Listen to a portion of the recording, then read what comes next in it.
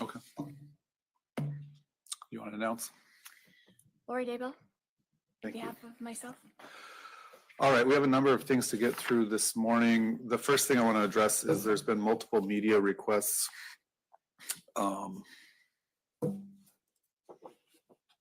don't know if there's a representative of the media that can address this, but my question is if there's a single pool camera, is there some sort of agreement or cooperation between other media outlets to use a single camera? Your Honor, if I may, Matthew Kelly, I represent Court TV, and our understanding is that yes, there is a pool arrangement, and Court TV has asked to be the pool for the trials in this matter. I believe that that request is pending with the PIO. Regardless, the media that are interested in camera coverage do have a pool arrangement. Okay. I know that there was, I don't know if it was Court TV or another outlet requested multiple cameras and a still camera. I'm inclined to just allow a single camera. Do you want to speak to that? Yes, Your Honor. Court TV would prefer to have two of its own cameras. One of its own cameras is perfectly fine. Court TV's equipment is actually smaller than the camera we have here today and can be operated remotely, so it is much more unobtrusive. Court TV also has in the past used the feed from one of the cameras here for the webcasting of hearings for its purposes as well. Court TV will position its camera so that jurors are not in the field of view and would not use any of these cameras that have a view of the jurors. All right, thank you. Is there anyone else here from the media that wants to be heard? I don't hear any. State want to take a position? Yeah. All right, I know the defendant filed an objection. I've read your objection. Do you have anything you want to add to that? Yeah, Your Honor, I'd just like to add some case law to that. Shepard versus Maxwell, 337 U.S. United States Supreme Court, Mr. Justice Clark held that failure of the state judge in murder prosecution to protect defendant from inherently prejudicial publicity, which saturated the community to control disruptive influences in courtroom, deprived the defendant of a fair trial consistent with due process. So that and Arizona versus Cheney, which was the defendant is entitled to fair and impartial trial when publicity pervades court proceedings to the extent that the proceedings were prejudiced to the defendant. So obviously you read my objection, so I just wanted to add those on the record. Okay. Thank you. Your prior attorneys had filed a series of objections to media coverage media being allowed in the courtroom, and I made a prior ruling that was filed back September 4th, which was fairly comprehensive. I am inclined to allow one pool camera. I'll issue an order with more detailed findings later today or tomorrow, but essentially there won't be any media coverage during the jury selection process, and I'll put the reasons for that in the order. So that's, again, I'll issue a more detailed order later today or tomorrow. All right. Your Honor, there's also the issue of whether Court TV will be allowed to live stream the trial. In other words, broadcast online in real time. Court TV would prefer to do that. Are you able to, are they able to do a 1 or 2 minute delay?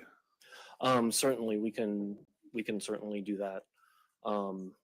I just want to inform Your Honor, however, that when we share the footage with the pool, we can't delay that footage. So your order would need to require that all media receiving the feed delay it by however long you wish to delay it. And the camera, the pool camera would be simultaneously distributing that feed to whatever media requests it? That's correct. We have the capability to distribute to up to 30 or 40 different media outlets. So we have plenty of bandwidth to do so. It's prejudicial and it's gonna be All right. Thank you. Thank you. All right, let's get down to business on some of the, Your Honor? Yeah. Could I just add that we want to make sure that the cameras aren't going to be zooming in at any level to get to our notes and the things that are going to be on the table. I also previously, what has happened before is that they just have the camera on my face the entire trial. So I think when the judge is speaking, the judge needs to be on the camera. When the state is speaking, they need to be on camera. If we can add that to the order, I think. all it right, would well, be my correct. draft already includes that there'll be no zooming in on council table, anything on council table, or anything being handled, notes or that sort of thing being handled by any of the parties or the attorneys. As far as what they focus on, they'll be limited to focusing on the parties, myself, the witness, depending on the witness. I need to ask the state about that in a second, but they won't be allowed to broadcast any image of any juror. While I'm on that subject, let me ask the state, are you seeking any sort of protective order when a named victim testifies? Not at this time, Your Honor. Will you let me know if that changes? Yes, I will. Do you have do you have the names of your designated victim or victim representatives that might be testifying? Kay Woodcock is a statutory legal victim and will be testifying. Is that the only one? At this time, yes. Okay, For this trial, I should say. for this trial, okay.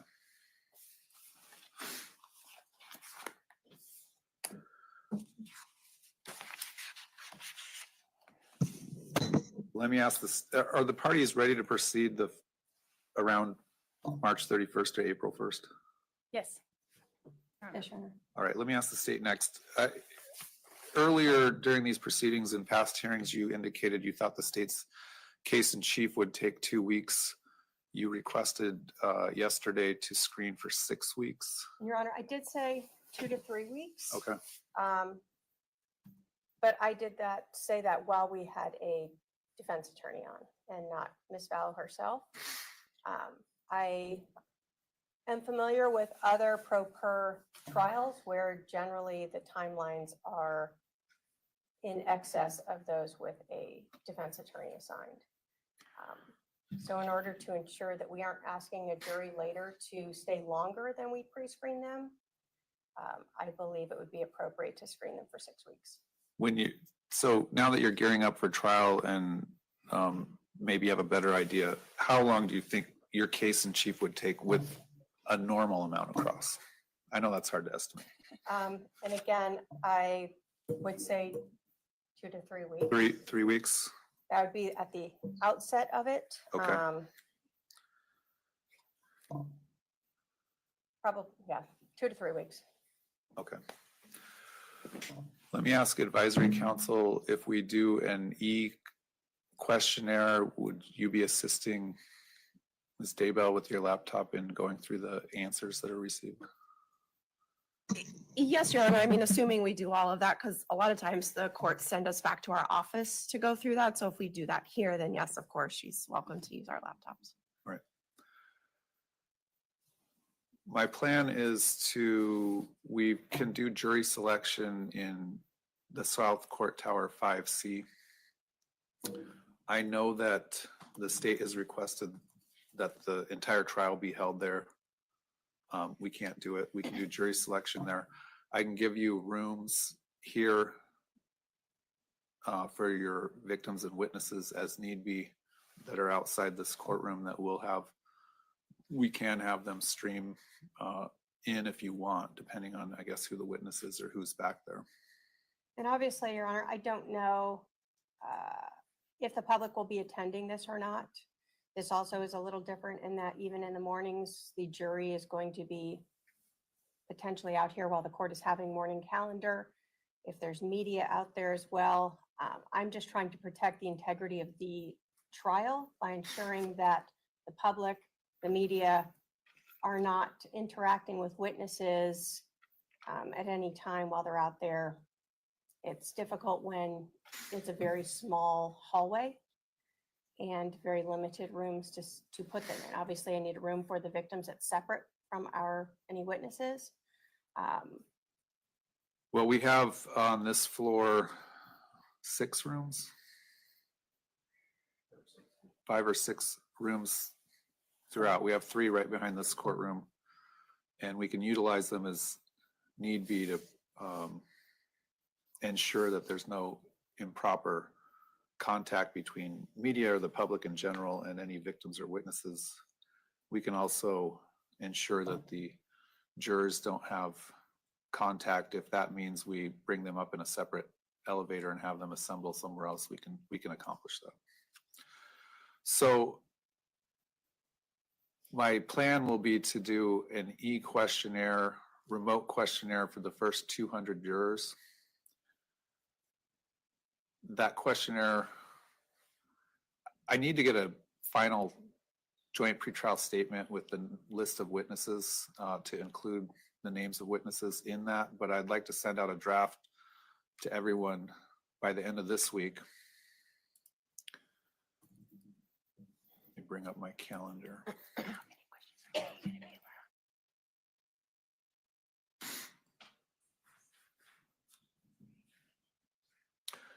We would probably send that out to the first 200 jurors around next Thursday, March 20th.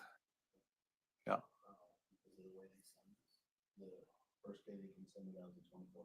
Oh, I guess they can't send it out.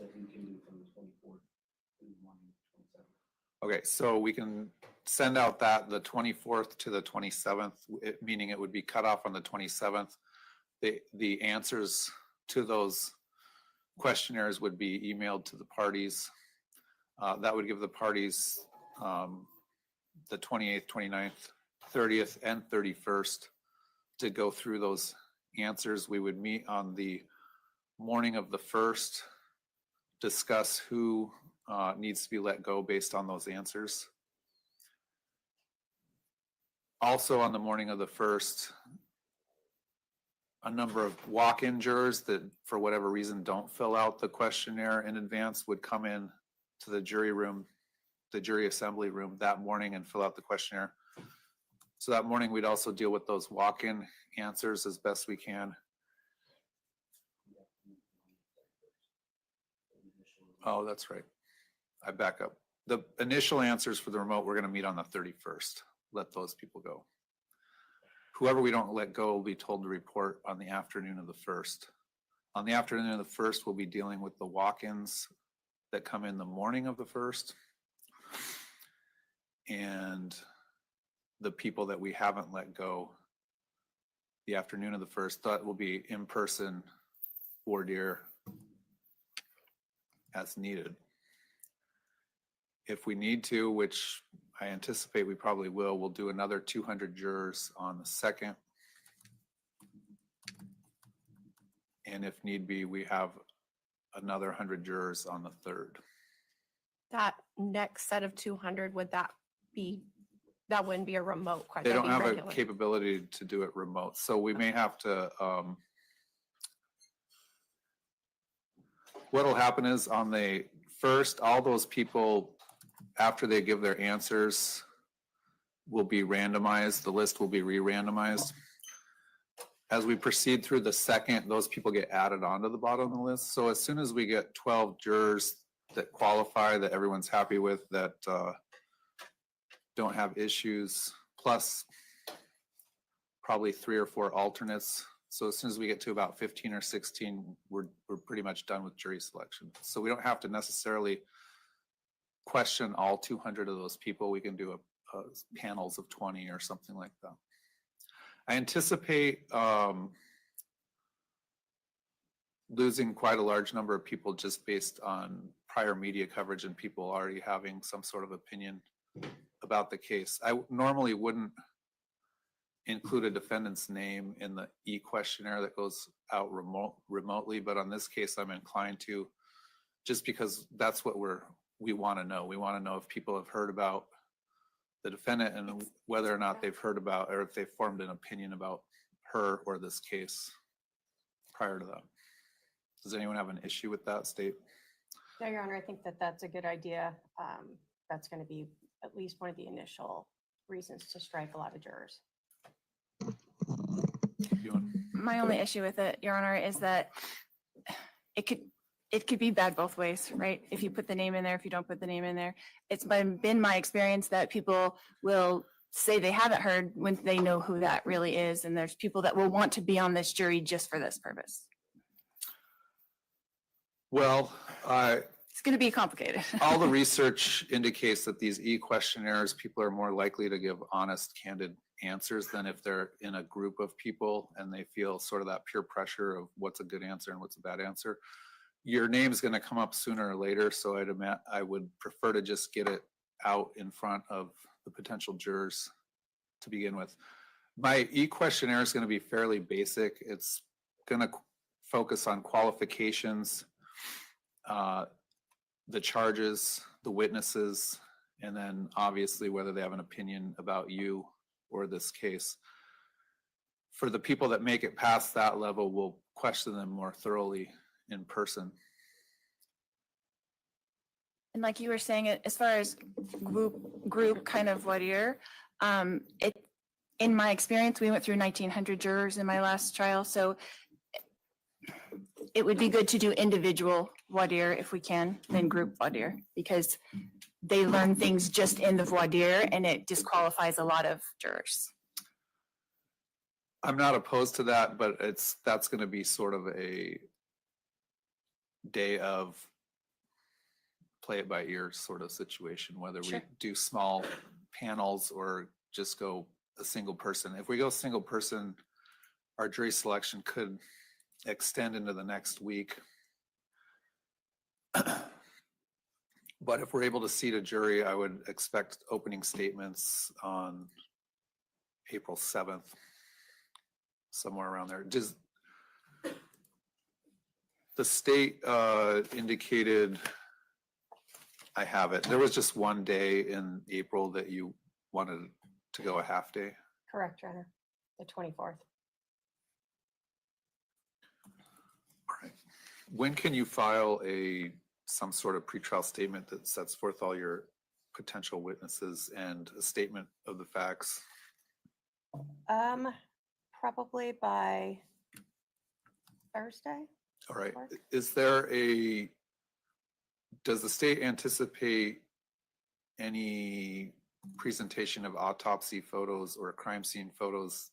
In other words, I'm trying to gauge, I would usually put in a question about jurors may be required to view evidence that shows wounds or that sort of thing. Is there anyone that's unwilling to look at this type of evidence? Yes, Your Honor, we will have both, obviously, with self-defense trajectory, and those injuries are very relevant. Okay, so I will include a question about that type of evidence. Sometimes jurors don't want to look at that type of evidence, so. All right, any questions or concerns about our jury selection, the proposed trial dates from the state? No, Your Honor. Just so I have it clear, Your Honor, we're going to start on the 31st with jury selection. Is that We'll correct? be meeting on the 31st, Okay. and then actual dealing with in-person jurors on the 1st, 2nd, 3rd. Okay.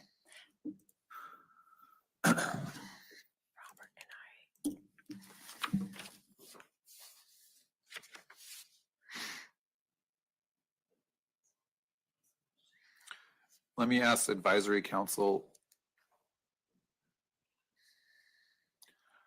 Are there any dates that advisory council would need to be dark? I am fine for April. I didn't hear back from Robert. I would think. I'll Please be let fine us for- know, because in that e-questionnaire, I'm going to put in a proposed schedule. I don't know that I'm going to screen for a full 6 weeks based on the state's anticipated presentation, maybe 5 weeks. So into let us know the schedule into the first week or two of May. As soon as I get an answer from him, I'll email your judicial assistant. All right.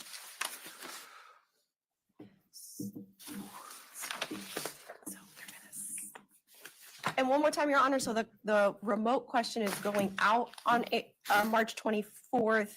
All answers have to be back by the 27th, so we will get them on the 27th or, You'll either get them late the 27th or first thing the 28th. okay, Oh, okay. okay. You should get them some point on the 27th. Just so we can plan, because it sounds like we'll just go out to Estrella and go through these. Yeah, they're closing it at like 8 AM on the 27th. You'll have to have a internet connection. Yeah, out we there, can use okay. our laptops out there. Okay. Because you want to be ready to discuss everything on March 31st. Yeah, That's and what if the parties have an obvious, there's some jurors that are going to be obvious that need to be let go. If you're ready for that, that's always helpful. I know it's a little bit more difficult with pro per defendant in consulting like that. All right, let me get to, So we'll come out on Friday. And go through the questionnaire. We don't get any questions on that. all right, the defendant had filed 2 separate motions for specific discovery. The first dealt with communication between the assigned deputy county attorney and law enforcement agencies. I've read and the second one was, well, let's deal with the first one. I've read the response from the state. Basically, your response is you have disclosed all those communications. There are no other communications. Correct, Your Honor. All right. So let me ask the defendant. Yeah, we received 6 email communications and they were in a short time frame, not the full time frame. And it seems to me that in the last email ends in kind of a question that was probably answered and then there's like no more communication. So it doesn't make sense that there's no more. We asked for all of them if they could be provided to us. We don't understand why they're not being provided to us and what the state is possibly hiding at this point, and they can't just turn it over so that we can go through them. It's been, long over a month since we filed that motion. So we would just like them to please turn over whatever they have left. All right, and I'll ask the deputy county attorney. I imagine some communications are by phone. So in other words, we're not captured. Correct, Your Honor. All right. Based on the states of Vallow, I don't know, I can't tell them to turn over something they say they don't have, so.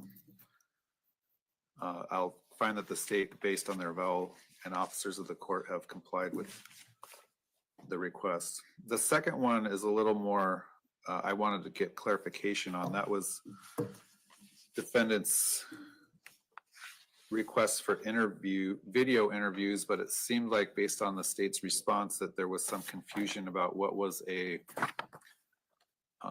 interview recorded in an interrogation room situation versus a body cam. Did the state's response provide clarification to you? No. So the body cams were turned over and they're in like 12-minute increments. There's like 4 different body cams. This was a full 2-hour video that was released by Gilbert Police to the public and it's online. So I would like that video of the interrogation room, the full 2-hour one, to be turned over to the defense. All right, so do you know what that is?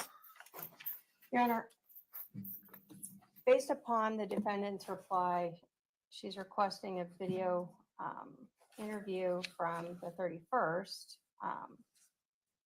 Those are on body cam and were turned over to the defense. We have requested everything from, I think that one was from actually the Gilbert Police Department. A lot of these overlap. So I am not sure what the defendant is. Who was the person being interviewed? And you said the 2-hour interrogation that Gilbert released. So it's myself and my daughter, Tylee Ryan, and Melanie Gibb. And is that in an interrogation type room? Yeah, it was at the Gilbert Police Station and I didn't realize we were being filmed that whole time. I didn't know we were being filmed, but we were being filmed in that room. And are you familiar with a video in a room? Yes, that's what we have disclosed, is an interview of, it is And you're saying you don't have it? defendant, her daughter, and another. And you're saying individual. you haven't gotten that?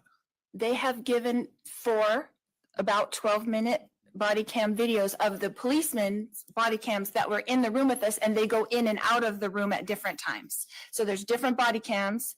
They're all mixed up. It's not the full entire one. And the full entire, my understanding is that the full entire 2-hour interrogation room video from the ceiling is available online, but I don't have it in Discovery. That's what I'm trying to clarify. So did the state disclose not a body cam, but an interrogation from up in the corner of a room vantage point? I mean, we disclosed a lot. Let me see if I can find out. We did.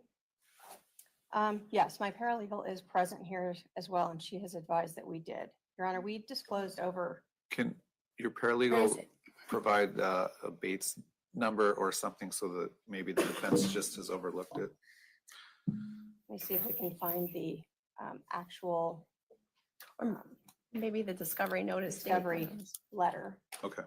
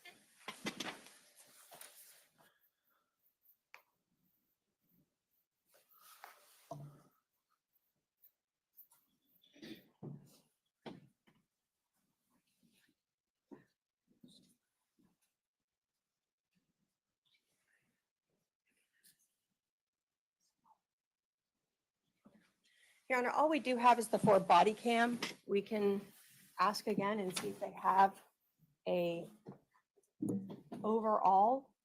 Are you getting this? Have you seen this or someone told you that there's this video? My mitigator showed me part of that video. Yes, with my previous team.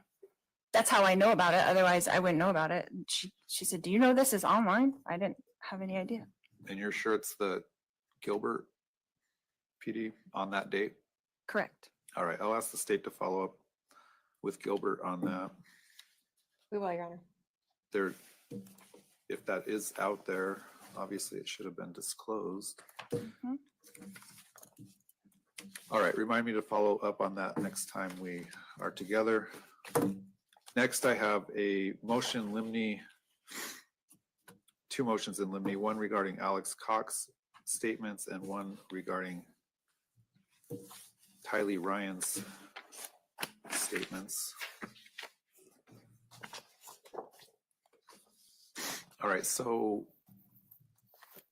let me ask the defendant, generally any hearsay is defined as any out of court statement offered for the truth of the matter asserted. The state is referencing what are definitely out of court statements. Obviously there's some exceptions to the hearsay rule and there are other things that are characterized as non-hearsay. So how do you think, let's first talk about Alex Cox. How do you think the statements fit into your either one of those exceptions or non-hearsay. I feel like the state is blanketing that whole thing, and obviously it's like a case by case basis, right, on these statements. So there is the police interview of Alex Cox that I did not think falls under hearsay. Why not? Why does it not fall under hearsay? Yeah. Because we're not using it for the truth of the matter asserted. We're using it in corroboration of the circumstances. Everyone came in and told their same story that corroborates different facts in there, not for the whole truth of the matter. Aren't you arguing that what he said was true? I can't say whether another person says that it's true or not, but I'm saying what he said and what my daughter said and what I said in those 3 police interviews determined what the police said, how the police acted, what they did after that, their next steps, how they treated the entire case like it was self-defense. All of those are relevant to the defense that it was self-defense. So yes, I think they're for that purpose. But I also think that Alex's statements also have a lot of the exceptions apply. 803, 804. There's a lot of exceptions that also apply to some of his statements and not all of his statements. Such as what? Which statements do you think they apply to? I specifically his statements made on body cam to police in the driveway, specifically his. I don't know what the statements are, so that's what I'm asking. What specific statements do you think are allowed to come in under the rules of evidence? I think under 8031, the present sense impression is his statements made to police officers at the house. A present sense impression is where you're actually observing something and you're talking about it as you see it happen. So isn't he saying, again, I don't know what the statements are, but is he saying what happened prior? Or is he saying Yes, something that prior. he's, okay, Correct, so it's not a prior. present sense impression. Okay. What else? Then I think it falls under 8032, excited utterance. He was under the stress of the whole situation when he made those statements.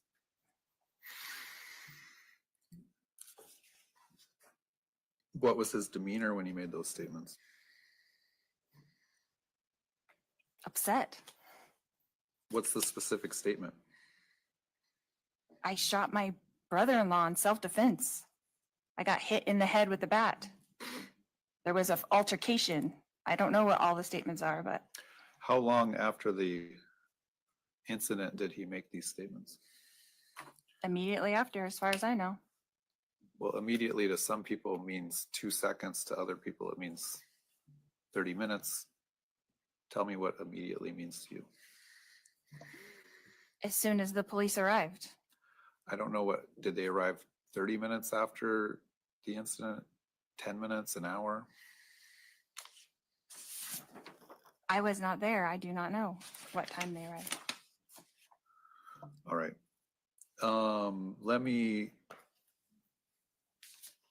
So you're asserting excited utterance, some of these statements come in. What else? 8033, the mental, emotional, and physical condition, because it shows his state of mind, which was scared at the time.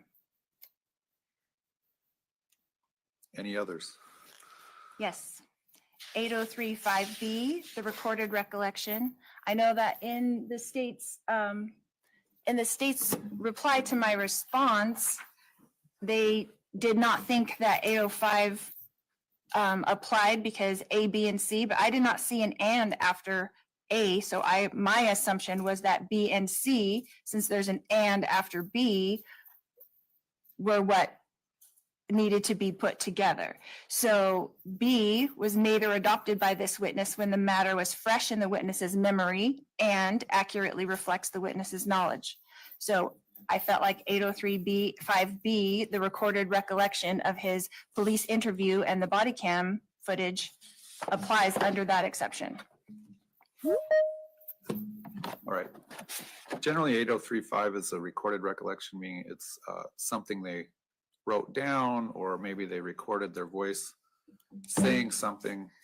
Let me ask the state to respond. We're just talking about the Alex Cox statements. Your Honor, Maybe I should start with, Yeah. does the state intend on introducing any statements from Alex Cox? Your Honor, I haven't decided if we will at this point. I can say with 100% certainty, we will not be admitting his interview by police that was done at after 10 o'clock in the morning. We don't, Are you referencing what time he was interviewed versus the time of the incident? let me say it this way. So the state has laid out in its motion the timeline. So that is actually in our motion. We show that when 8:30 a.m. is when the roughly. 911 call was made. So we have soon after that, the police arrived and there's body cam video from that interview. Then Alex Cox is later brought to the police station and there is a in-depth interview with detectives at a little after 10 o'clock in the morning. So you may or may not be attempting to introduce statements at or around the time that the police responded. Correct, Your Honor. If we do, those would be brought in as co-conspirator statements against a party interest. So obviously the state can bring in statements that are hearsay against a party. Right. But I guess, is the state intending on introducing any statements of Tylee? No, Your Honor. Kylie made no statements at the scene other than giving her general biographical information on body cam. Her entire statements were made at the police station, again, after 10 in the morning. All right. So on your response as it relates to Tylee, you say, again, present sense impression. I don't think it's a present sense impression. You also argue excited utterance. What else? 8033, which is mental, emotional, and physical condition, with the same thing, her state of mind, then being scared. And also 8043, statement against interest. They use that statement in the indictment where Tylee says that Charles says, if you hit me with that bat, you're going to jail. That's the part where she's nervous in her interview, saying she's scared to tell the police that she's the one that brought in the bat. So state of mind and the statement against interest both apply to Tylee's All right. police interview.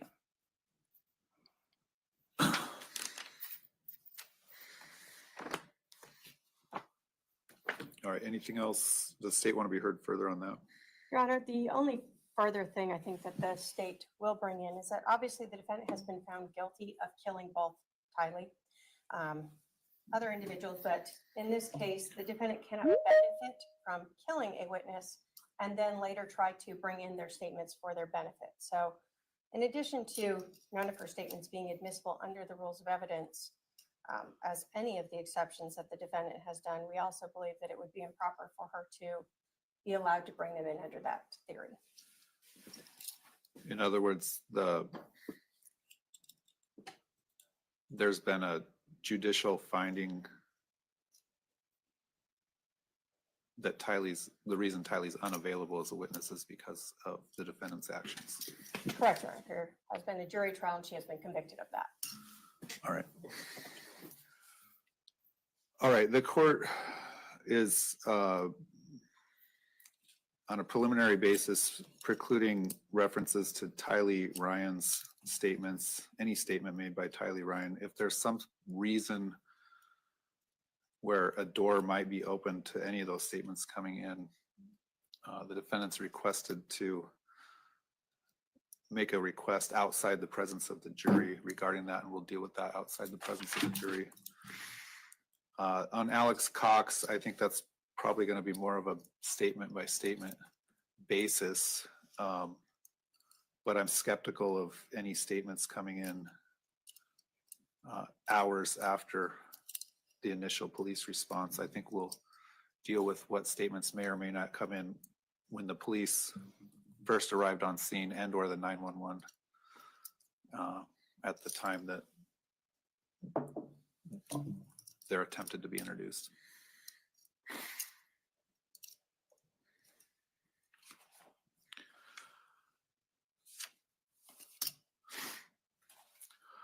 All right, I also received yesterday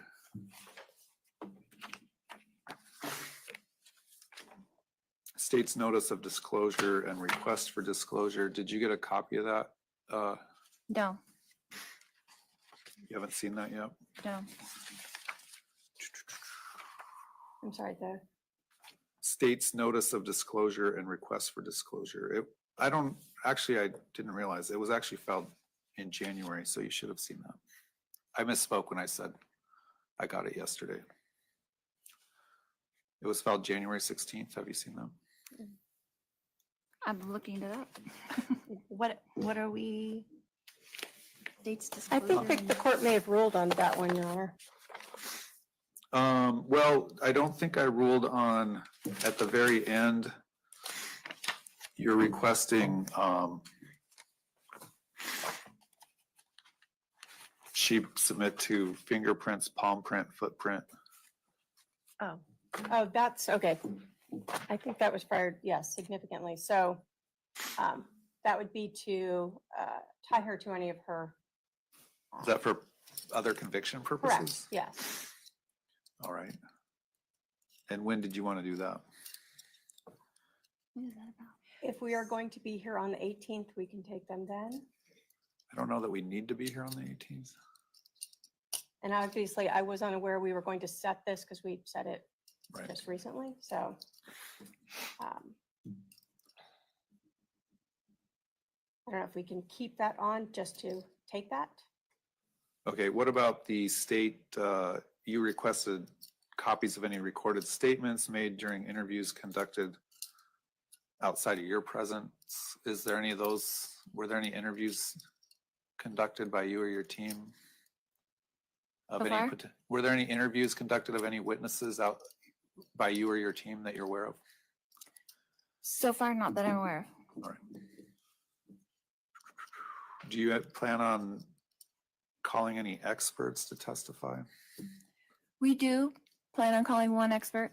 Who's that? Has it been disclosed to the state? We are, yes, we're working on that today as an addendum to the Who's that? witness list that, Lonnie Dworkin. All right. That's your investigator? No, my investigator, Jeff White. Oh, what, That's the expert. what kind of expert is Lonnie Dworkin? Phone and digital. I think I remember his name. Are you aware of that? No, Your Honor. All right, expert reports and disclosures are due 30 days before trial generally under the rules, so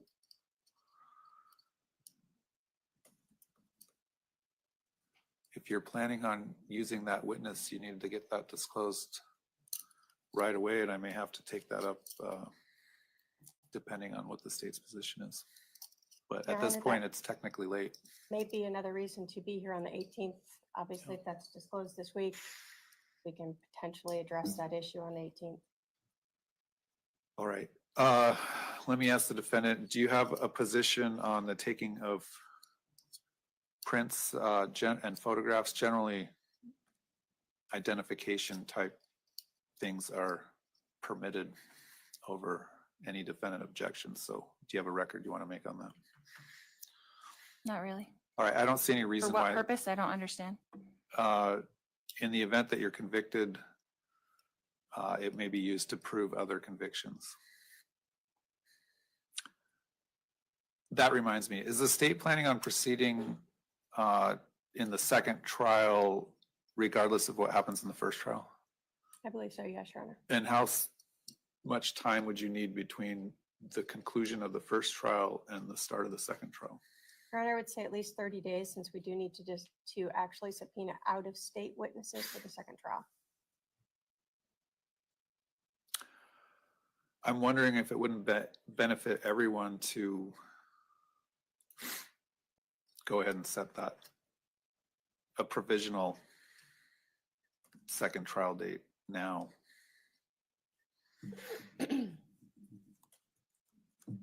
That's fine, Your Honor.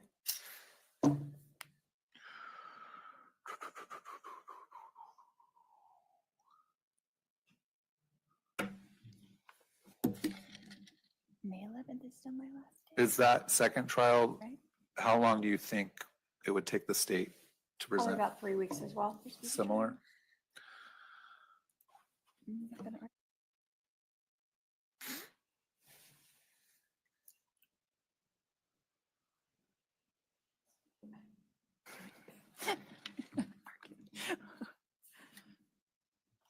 Your Honor, I'd like to remind the court that the last day is May 11th. Well, I'll probably exclude some time based on the fact that you can't do 2 trials at once. The state could combine the trials and do 2 trials at once, but they don't want to do 2 trials at once. So it really violates my speedy trial rights if they do not give me a speedy trial by May 11th for both cases.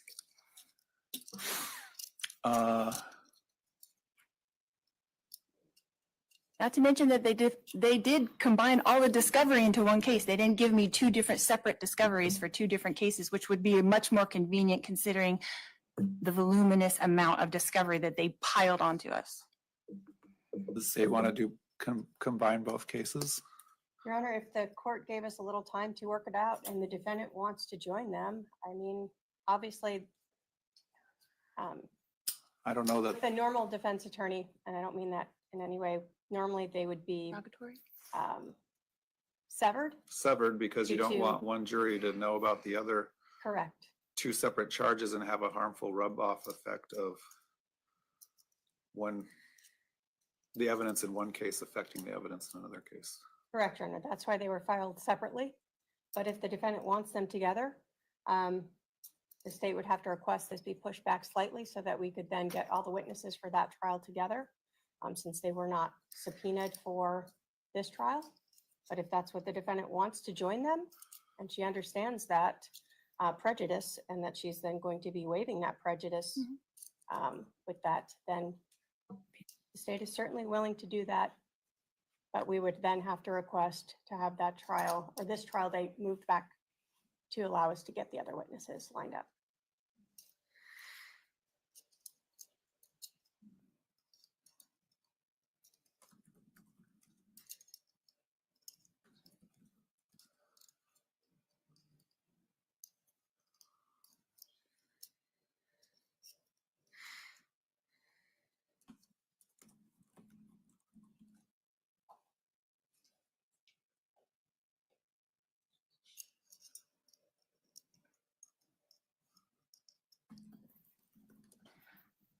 That was not, yeah, that's not what I was saying, it's to combine them. I'm just saying, give me my second trial by May 11th. So Right. the court can figure that out. All right, well, I'm going to waive some time on that second trial over the defendant's objection.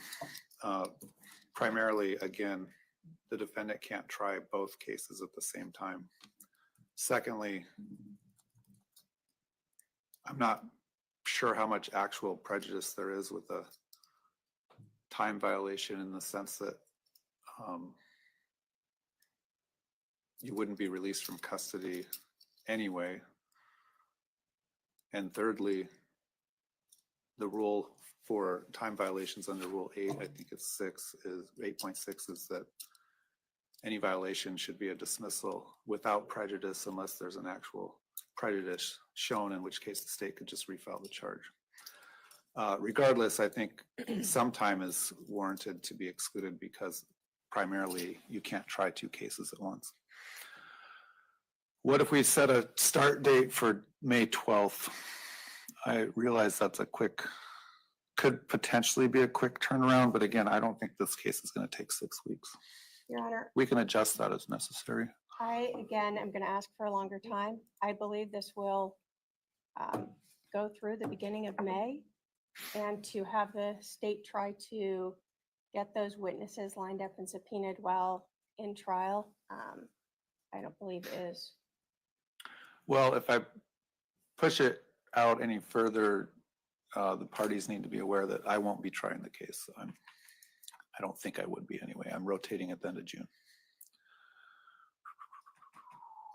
And given some of the trainings I have to attend in June, I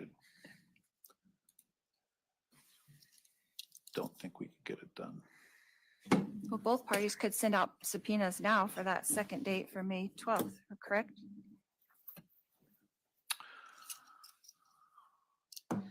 Well, that's assuming we're done by about May 1st, probably, in this case, the first case.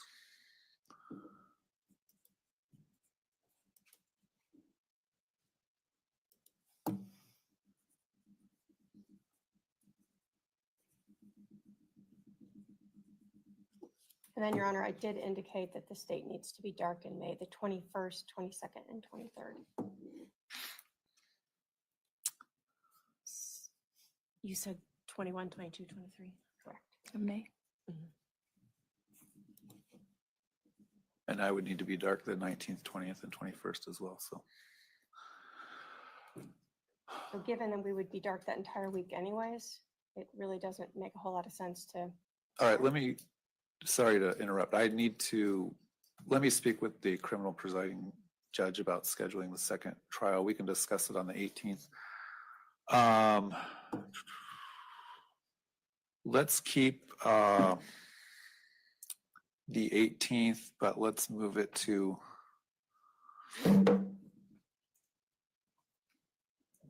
later in the morning. Actually, let's move it up. All we're going to do is discuss a couple matters, and then there's no reason for the fingerprinting and stuff to be broadcast or on video, so I'll prohibit that from being recorded or otherwise broadcast. So have your person here. Let's do that at 8:15 a.m. on March 18th. And then we'll also discuss whether the defense is disclosing Lonnie Dworkin as a witness and whether or not he has a report, expert report prepared and disclosed at that time.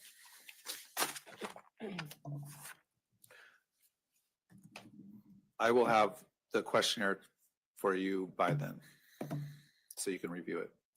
Anything else we need to discuss that I've forgotten about from the state's perspective? Your Honor, I shared two other motions that the defense filed that I did not see rulings on by the court. They were both motions to dismiss.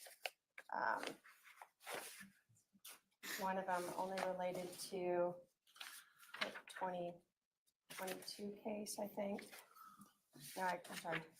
Both of them related to both. What's the filing date?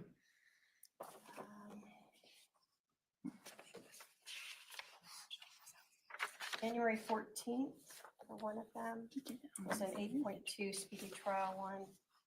And February 4th, which was an extradition rule 8.3.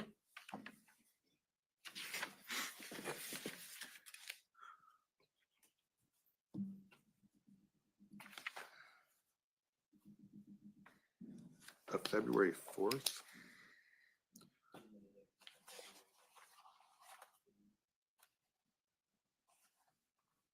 Okay, so the motion to dismiss CR 2022-001242 for lack of speedy trial, I ruled on January 24th. Okay. That minute entry was filed January 24th, and then the motion, was that the motion to dismiss CR 2021 and 001704 and the other for violation of Speedy Trial Act? Correct. That was ruled on February 25th, so last week. Okay. A week ago. Anything else from the state? No, Your Honor. Anything else from the defendant? Yes, Your Honor, I have one kind of housekeeping matter that I wanted to ask you about. I know that MCSO has some security restraints, the things that I have to wear during trial, and I meant to. I wanted to ask about that as far as, am I going to be able to stand at the podium to talk to witnesses, to question my witnesses and to cross-examine, or am I going to be able to move about with the leg thing and the shock vest and all that. You can, you're gonna stick to your table and you can go to the podium. Okay? Okay. When you're giving your opening statement and closing argument, you'll stay by the podium. Okay. And if you need to hand a witness an exhibit, your advisory council will do that. Okay. Or my paralegal can do that Or too. well, is your paralegal gonna be present here designated as your, I guess they can be present. I'd prefer advisory council to be the one that approaches witnesses if you need to hand an exhibit or something like that. Okay, so I'm gonna be standing there, and if she's sitting here, she's gonna come get something from me and go walk it over to the witness and then come back? Correct. Just the logistics of it? just Yeah, the- and there'll be a table or a cart here that'll have all the exhibits on it within reach of the podium, so. Okay, Anything else? Your Honor, do you use case lines for exhibits? No. Thank you. I think they're still working out the bugs on that, so. do we need to have our exhibits in place? All right, we'll see you at 8:15 on March 18. Be at recess on this matter. It's usually like